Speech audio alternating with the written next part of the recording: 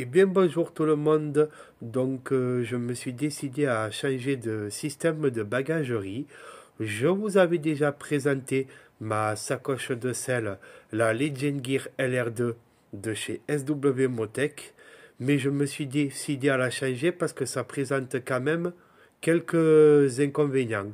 Alors ok, esthétiquement c'est top pour nos cachets racers, à noter que c'est quand même bien plus léger qu'un système de top case avec le support, mais mine de rien, si vous voulez, c'est semi-rigide et ça a tendance à s'affaisser, surtout quand vous y mettez un tout petit peu de poids. Vous voyez, les sangles, elles se détendent, les sangles, et à un moment donné on ne peut pas tendre et tirer indéfiniment parce que ça fait écraser, si vous voulez, toute la sacoche comme ça. C'est comme fait ici. Ici, il y a une petite fragilité. Ils auraient dû essayer de faire un système un peu plus rigide là. Un système un peu plus rigide qui maintienne mieux l'ensemble. Voilà, donc les sangles, elles ont vraiment tendance à beaucoup se détendre. Et voilà quoi. Et après, si on tend trop, ça tire comme ça et ça garde pas vraiment sa forme. Donc comme je vous disais, quand il y a beaucoup de poids, même si vous mettez un peu de poids, pas tant que ça, quand vous mettez les sangles de compression, eh ben, en roulant, ça a tendance à s'affaisser vers le bas. Vous voyez, ça reste pas bien dans sa forme. Autre inconvénient, c'est que malgré ces 48 litres, on n'arrive pas à y mettre un casque intégral en entier. Par rapport à la hauteur, ça manque de hauteur. Et si on compare à un top case qui, mine de rien, fait 39-40 litres, vous pouvez mettre au moins 2 casques jet. Donc, à contenance équivalente, il vaut mieux un top case. Et bien sûr, l'autre inconvénient qu'on peut noter, c'est que, eh ben ça, pour le voler, en termes de sécurité, il suffit de défaire là, et là les sangles. Donc, si vous laissez la moto trop longtemps toute seule, et pour la fermeture éclair, pour le système de fermeture éclair, vous pouvez toujours mettre un petit cadenas, mais on va dire que c'est un petit peu moins sécuritaire qu'un top case avec une clé. Voilà, donc c'est pour ça que je me suis décidé à acheter le top case Shad SH40 Alu. C'est ce que j'ai trouvé de plus joli. L'alu pour rappeler les notes, les plaques alu de la moto. Donc je vous le présenterai à la suite de cette vidéo. Puis sur ce, bon visionnage. Voilà, donc j'ai bien reçu mon colis qui a bien été emballé. On va voir après pour le montage si je galère pas trop. À noter que bien sûr ça s'adapte aussi sur la XSR 155 puisque c'est les mêmes motos pour le châssis et pour la carrosserie. Il n'y a que le moteur qui diffère, grosso modo. Donc voilà, et ici mon support de top case Shad SH40 Alu avec le petit stylo qui va bien. Donc j'ai pas encore déballé, ça sera la suite de la vidéo. Et voilà les amis, j'ai installé le top case Shad SH40 Alu dont je vous avais parlé. Alors à l'instant T, je ne sais pas encore si je vais vous poster la petite vidéo que j'ai fait du montage du top case. Franchement, ça n'a pas été évident d'aligner les pièces, la platine, tout ça. Mais bon, c'est pas vraiment le sujet.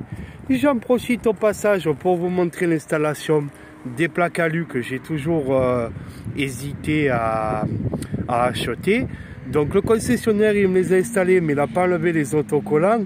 Franchement je pense que je vais défaire les plaques et enlever l'autocollant XSR 125 parce que franchement je trouve pas ça super gracieux. Je dirais pas que c'est laid mais bon ça sera peut-être mieux sans. Donc voilà, j'ai choisi le top case alu comme je vous ai dit parce que je trouve que ça donne c'est un peu plus joli esthétiquement quoi, un top case alu. J'avais hésité entre lui et le SH39 carbone. Tiens, ils sont pas mignons les canards. Donc voilà, et j'ai trouvé que celui-là, bon, ça faisait un rappel sympa avec toutes les pièces alu de la XSR. Voilà, donc je vais vous noter un peu les avantages et les inconvénients du top case par rapport à ma sacoche de selle, la Legend Gear. Donc déjà, bien sûr, c'est rigide. ça va pas branler comme ma sacoche. Bien sûr, l'avantage principal, c'est que le casque intégral, il rentre. J'ai quand même enlevé ma petite glacière là de 10 litres. Mais de toute façon, quand tu rentres le casque, c'est que tu sors ta glacière, que tu vas pique-niquer. Donc voilà, j'ai rentré le casque intégral. Là, je l'ai mis comme ça pour la vidéo. Je le pose. Plus voilà, d'autres accessoires. Voilà, donc on arrive à rentrer une paire de gants, des Kleenex.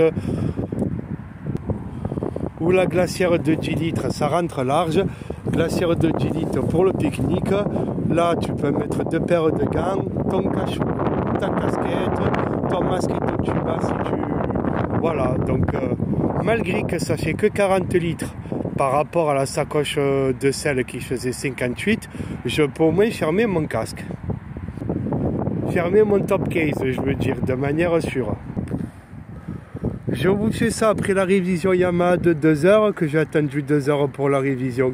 Donc là, il est ouvert. Alors, soyez indulgents. Là, il est ouvert en position ouverte. Tu fais ça, tac, ça s'ouvre. Là, tu fais ça, tac, tu fermes ici, tu tournes, c'est fermé.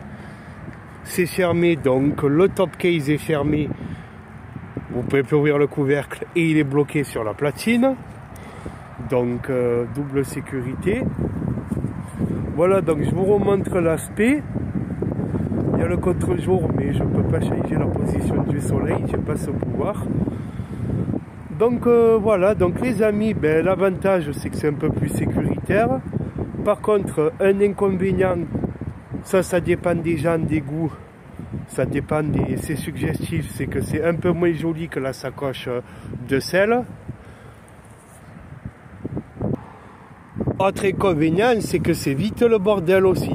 C'est que dans la sacoche de sel que je vous ai présenté en début de vidéo, comme elle avait des poches sur le côté, ben de suite avec les poches sur le côté, tu peux ranger tes petits trucs. Les gros trucs, c'est pas grave. Mais les petits trucs du style... c'est vraiment du direct live que je vous fais.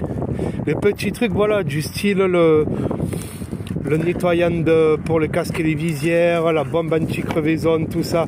Ça va, je le mettais dans ma sacoche de sel sur les poches de côté. Et dans la poche centrale, je mettais que les gros trucs.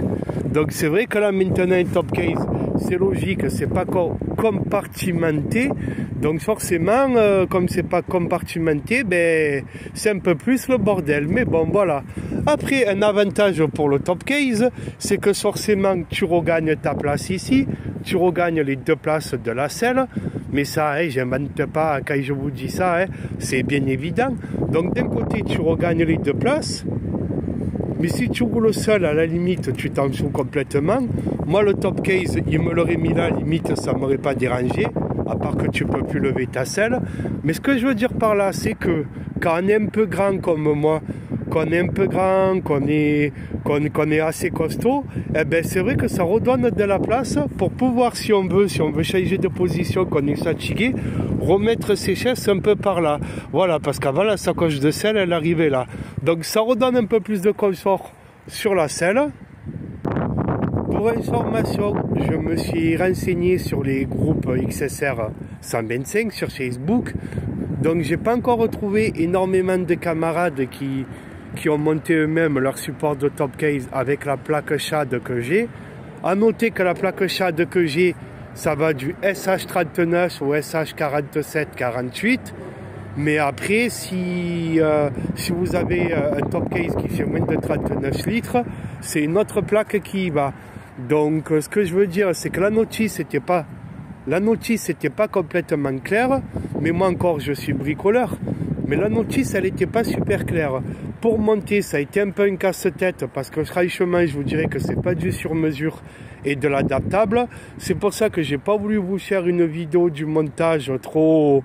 Parce que je me suis un peu arraché les cheveux pour arriver à faire coordonner les vis du support en fer, les trous avec la platine plastique pour arriver à bien le coordonner. D'ailleurs, à titre personnel, j'ai dû mettre 2 bagues en fer U et 2 carrés rouges. Pour ceux qui l'ont monté, ils comprendront. Parce que j'avais pas le choix. La platine plastique dessous, Elle a la platine plastique, elle a énormément de... Si vous voulez, la platine a... Qu'est-ce que je fais là? Oh, j'arrive pas à vous filmer dessous. Bon, c'est pas grave. La platine plastique, elle a énormément de... Elle a énormément de trous, mais sauf que la platine entière du support, elle a que 4 trous oblongs. Oblong, ça veut dire que c'est des trous ovales qui permettent d'ajuster. Eh bien, malgré ces 4 trous sur la platine entière, ça permettait pas trop d'ajuster la platine, si vous voulez, ça ne donnait pas trop de possibilités. Donc il y a ça à noter. Autre chose à noter, c'est aussi que pour aligner les 2 platines entières du support, ça a été la misère. N'essayez même pas de trop serrer ici et de trop serrer là. D'abord, il faut ajuster. Je vous donne, même que ma vidéo à l'amateur, je vous donne un gros tuyau. Si vous n'êtes pas bricoleur, que vous voulez le monter vous-même, d'abord, il faudra serrer ces 2 platines qui sont indépendantes là-bas et là-bas. Il faudra un peu les serrer pour que ça vienne bien s'ajuster sur la platine plastique, que ça s'ajuste dans la hauteur, dans l'inclinaison comme ça, et dans l'inclinaison comme ça. Donc d'abord serrer un peu la platine, que ça épouse bien, et après serrer ici. En tout cas, une autre personne dans le groupe XSR, il a fait comme moi. Parce que quand tu es bricoleur, tu as un peu certaines logiques. Voilà, mais attention, la platine, c'est du plastique là-bas. Il ne faut pas y aller non plus comme un calu. Voilà, donc honnêtement, niveau qualité, ben, je dirais pas que c'est du sur-mesure, c'est de l'adaptable, ça vaut ce que ça vaut. Voilà, mais Shad, c'est moins cher que JV ou que Apco et Becker. Donc voilà, au final, qu'est-ce qui est le mieux? La sacoche de sel qui était semi-rigide, que j'avais touché à un peu moins de 300 €, ou le top case avec le support que j'ai touché vers les 225 €. Donc chacun se fera son avis. Je vous ai exposé, on va dire, les qualités et les défauts de chacun. Donc pour vous résumer, ben, le support de top case avec le top case, ça rajoute beaucoup de poids par rapport à la sacoche de sel. Ça a le mérite d'être rigide. En contenance sur celui-là, il y a un peu moins que ma sacoche, mais on peut y mettre un casque intégral que dans la sacoche on ne pouvait pas. Là, il n'y aura pas le problème de sangles qui se détendent, tout ça, forcément, je vous l'ai dit. Par contre, on va dire qu'en cas de chute, forcément, la sacoche de sel semi-rigide, la sacoche de sel, ça ne va pas s'éclater comme le top case. Mais voilà, avantage inconvénient, finalement, en alu, je ne trouve pas si moche. Voilà, donc, sur ce, les amis, je pense qu'on est bon. Et je vous dirais même que si vous partez plusieurs jours, une semaine en road trip, par exemple, le compromis, c'est d'avoir le top case rigide et la sacoche de sel semi-rigide. Ça serait donc, dans mon cas, 88 litres les deux.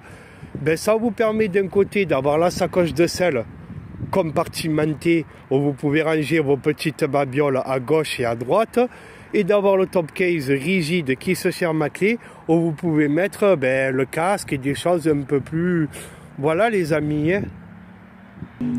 Sinon, comme je vous ai dit, ben là je sors de la révision des 18 000 km. Je l'ai fait un peu à l'avance comme ça faisait plus d'1 an. La révision c'est tous les ans ou au kilomètre échu. Donc là ça faisait un peu plus d'1 an la révision. Ils m'ont retendu la chaîne. Parce que c'est vrai que j'avais le sélecteur qui me faisait un chaud point mort, le sélecteur, et ça bloquait un peu. Donc ça venait en partie de la chaîne qui était trop détendue. Donc voilà, j'ai fait la révision à 17 000, presque 200 km à l'avance. Ça coûte 219 € en tout cas à l'heure actuelle.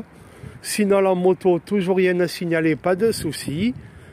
Voilà, après je dirais quand même que c'est des fois les finitions, pour pas dire que des choses extraordinaires sur la moto, ouais. C'est les finitions, des fois franchement c'est abusé. Là ça bouge un peu, bon là l'autocollage je crois que je vais l'enlever, mais voilà, des fois les pièces de la moto elles bougent un peu, les pièces plastiques, mais bon Shad aussi tu vois que voilà, c'est des motos, c'est... Des fois ça bouge un peu, c'est voilà, le moteur c'est un peu choui, les durites apparentes, tout ça. Mais sinon, voilà quoi, j'ai rien eu pour l'instant à 16 000 km, j'ai rien eu de spécial. Voilà, franchement, j'ai rien eu de spécial comme problème technique ou quoi que ce soit. Voilà. Allez, sur ce, ciao tout le monde.